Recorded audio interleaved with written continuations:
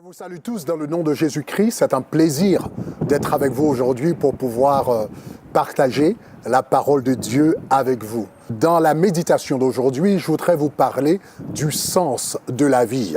À la mi-vingtaine, j'ai étudié pendant 6 mois donc à Salamanque en Espagne. Et pendant que je marchais dans les petites rues de cette ville qui s'appelait Salamanca ou Salamanque, l'une des choses que j'avais remarqué, c'est qu'il y avait un signe donc, qui se trouvait un peu partout, qui lisait logothérapie. Logothérapie. Donc je ne savais pas exactement ce que signifiait ce mot, donc je suis allé consulter un dictionnaire pour voir ce que veut dire logothérapie.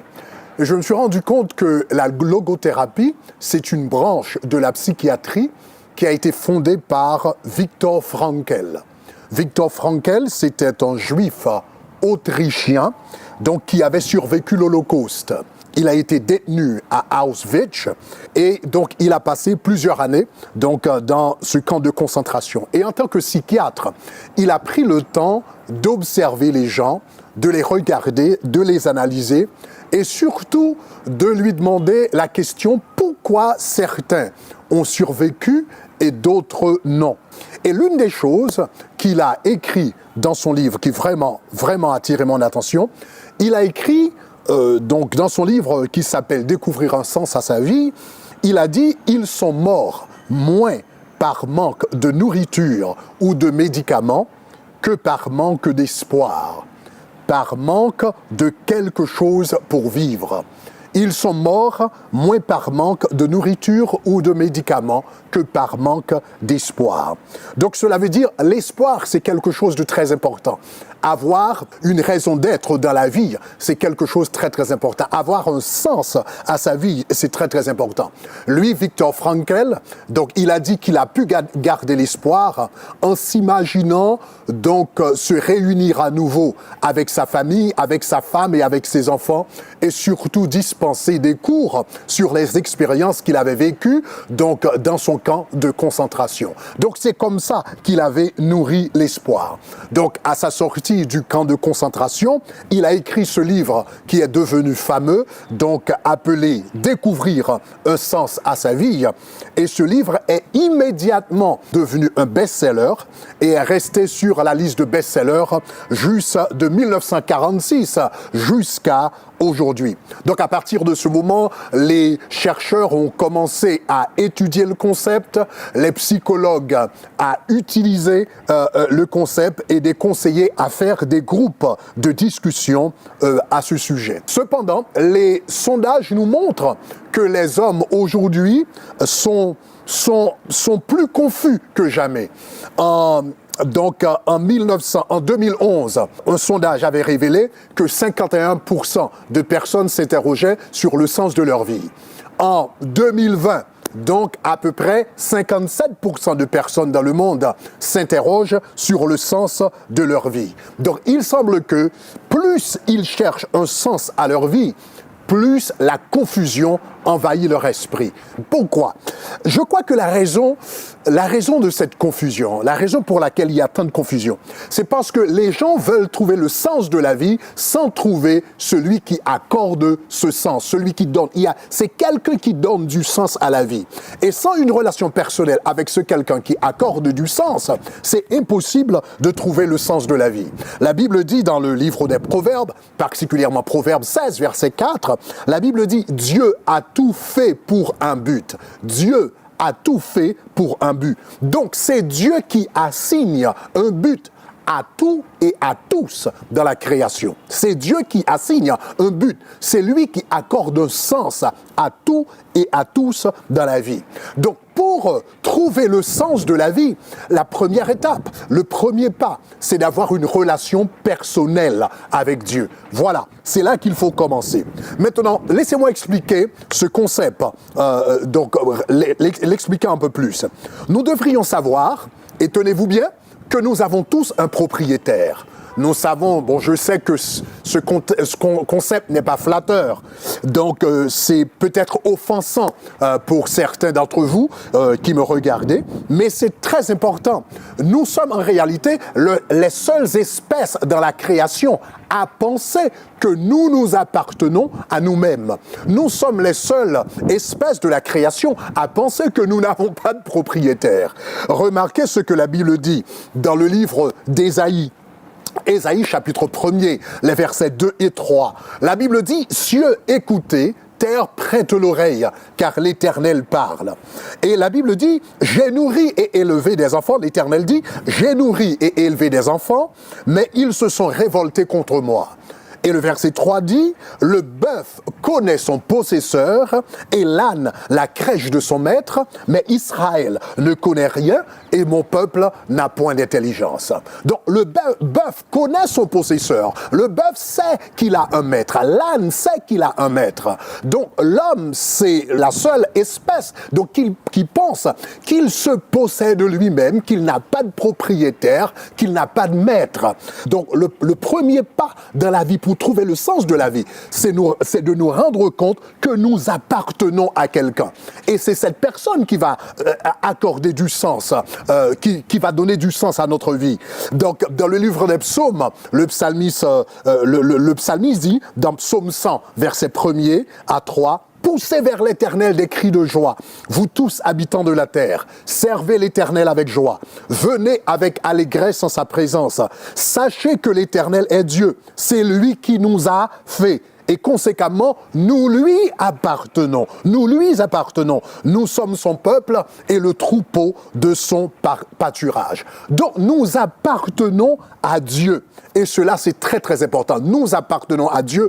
Pourquoi nous lui appartenons? Parce que c'est lui qui nous a créés. Donc, en tant que créateur, nous lui appartenons. Je me rappelle, il y a plusieurs années que je prenais un cours à la faculté de droit sur la propriété intellectuelle et le professeur avait dit quelque chose qui m'avait marqué.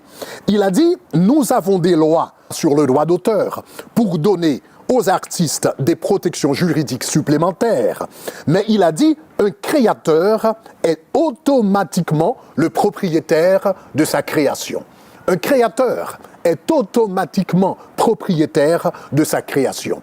Donc, puisque nous avons été créés par Dieu, donc automatiquement, nous lui appartenons. Nous n'appartenons pas à nous-mêmes, mais nous appartenons à Dieu. Et sans cette compréhension, le sens de la vie nous échappe. Le but de la vie nous échappe.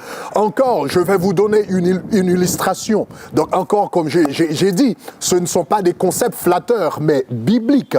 Prenons par exemple un chien, n'est-ce pas? Un chien doit d'abord trouver son propriétaire et trouver le sens de sa vie par après. Donc, par exemple, c'est le propriétaire qui décidera de la façon dont il va utiliser ce chien. Sera-t-il un chien de garde qui veille sur la maison, ou un chien d'assistance qui l'accompagne dans les rues, ou un chien de chasse qui court après sa proie, ou un chien de course qui participe à des compétitions internationales. Mais c'est le propriétaire qui accorde un but, qui accorde un sens à la vie du chien. Le chien doit rencontrer d'abord son maître et sa destinée par après, le sens de sa vie par après, sa raison d'être par après.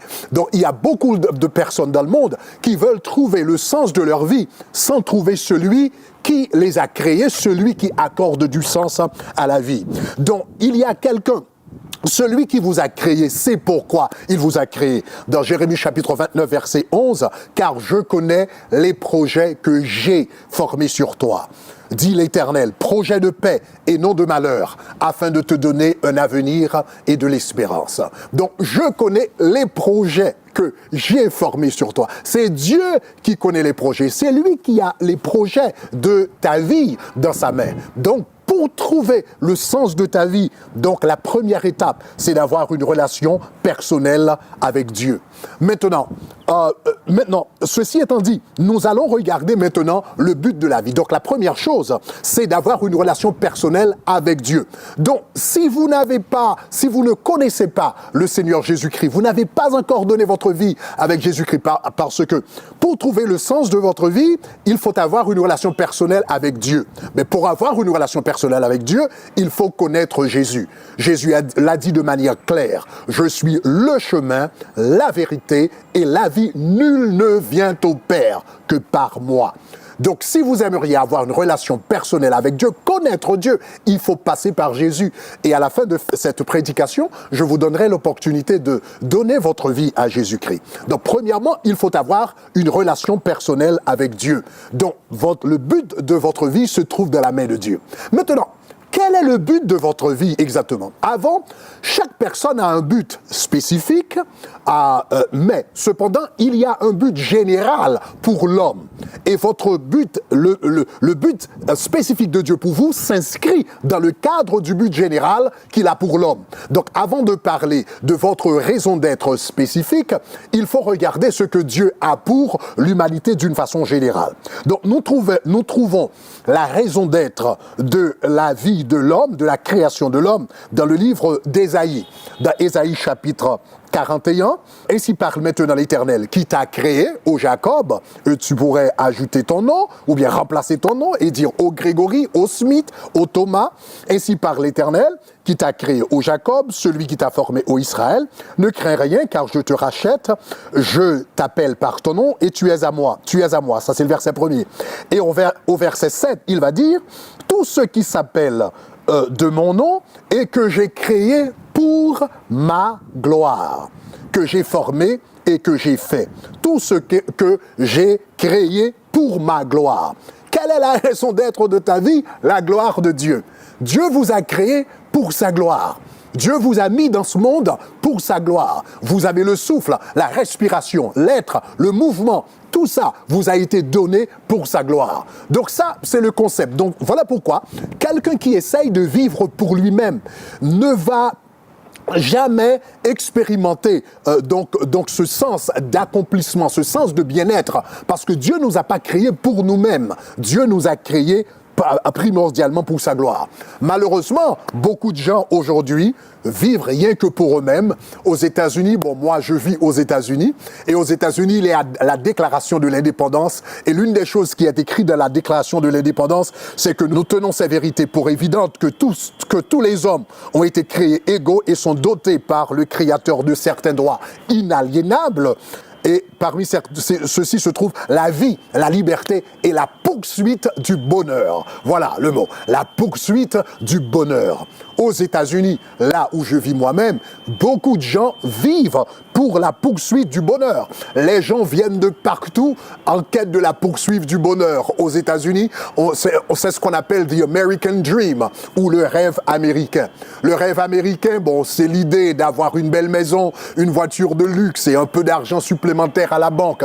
Et les gens disent, waouh, si j'arrive à réaliser le rêve américain, finalement, je vais être heureux dans la vie. Les gens viennent de partout, ils achètent une belle maison, une très bonne voiture, etc. Mais malgré tout, ils se sentent vides. Il semble que la vie n'a pas de sens parce qu'en réalité, et ils tombent dans la dépression, parce qu'en réalité, le bonheur, écoutez ceci, le bonheur, ce n'est pas le but de la vie en réalité. Le bonheur, c'est un sous-produit du but de la vie. Le bonheur, c'est un sous-produit du but de la vie. Le but de la vie, c'est pas le bonheur comme tel. Le but de la vie, c'est de glorifier Dieu. Dieu nous a créés pour sa gloire. Maintenant, si vous vivez pour la gloire de Dieu, le produit secondaire va être le bonheur. Le produit secondaire va être la joie. Le produit secondaire va être un sens de satisfaction dans la vie. Mais si vous êtes en quête du bonheur, donc vous êtes en quête de quelque chose que vous n'allez pas trouver, parce que le bonheur, c'est un effet secondaire. Ce n'est pas un but primordial. Donc, selon la Bible, le but de la création, la raison pour laquelle Dieu vous a créé, c'est pour sa gloire. Donc, dans la Bible, premièrement, Dieu nous a créés pour sa gloire. Non seulement il nous a créés pour sa gloire, mais pour nous qui sommes chrétiens, il nous a aussi sauvés pour sa gloire. Dans l'épître aux Éphésiens, l'apôtre Paul nous montre que les trois personnes de la Trinité sont impliquées dans l'œuvre du salut. Le Père, le Fils, le Saint-Esprit. Les trois personnes personnes de la Trinité sont impliquées.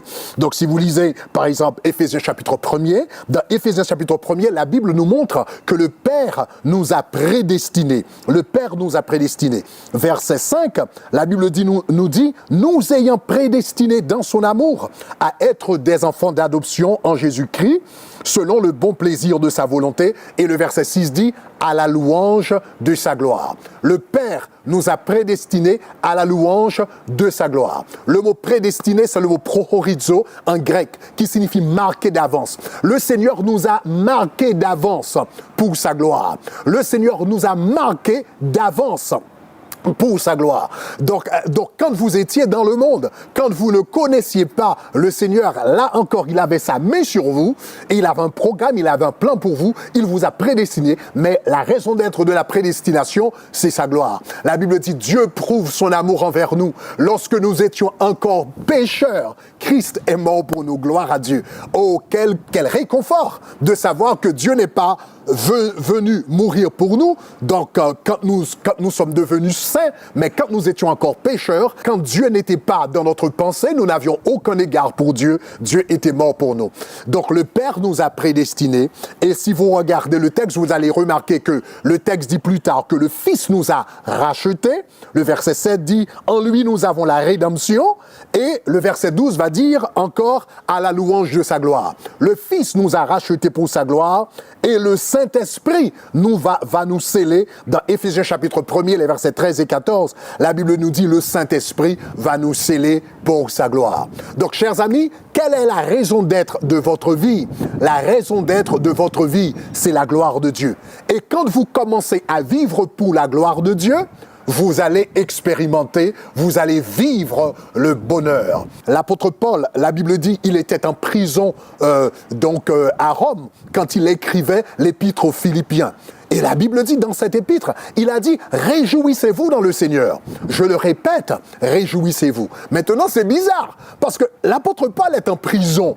Cet homme est dans les chaînes, mais il est en train d'encourager les autres qui sont libres, qui sont à l'extérieur, pour leur dire « Réjouissez-vous ». Bon, en réalité, ce sont les autres à l'extérieur qui devraient, en réalité, écrire à l'apôtre Paul pour l'encourager, mais c'est lui qui est en prison, qui encourage les autres qui sont à l'extérieur, qui sont en liberté. Pourquoi était-il si content? Pourquoi était-il en joie? Parce qu'il vivait pour la gloire de Dieu. Dieu l'avait appelé donc sur la route de Damas. Dieu avait dit, c'est un instrument que j'ai choisi pour porter mon nom aux nations, aux rois et aux Juifs. Et cet homme était dans la prison à Rome. Il enseignait la parole de Dieu. Il gagnait des soldats. Il gagnait des prisonniers au Seigneur. Et bien que cet homme fût en réalité dans une prison, il était en joie parce qu'il vivait pour la gloire de Dieu. Donc, chers amis, le secret du bonheur dans la vie, c'est d'avoir une relation personnelle avec Dieu, et cela commence avec Jésus-Christ. Donc, je vous encourage maintenant à me rejoindre dans la prière si vous n'avez pas encore donné votre vie à Jésus pour le faire. Seigneur, nous te remercions pour ce temps que tu nous as accordé dans ta parole. Nous te demandons, Seigneur, de bénir chaque personne, Seigneur, qui a écouté cette méditation. Et je te demande, au nom de Jésus, s'il y a quelqu'un qui ne te connaît pas, que cette personne, au nom de Jésus-Christ, puisse t'accorder maintenant sa vie. Au nom de Jésus. Toi qui ne connais pas Jésus, répète ces paroles rapidement avec moi. Dis, Seigneur Jésus, je te donne ma vie. Je te livre ma vie. J'ai besoin de toi. Agis, Seigneur, à ma faveur. Au nom de Jésus.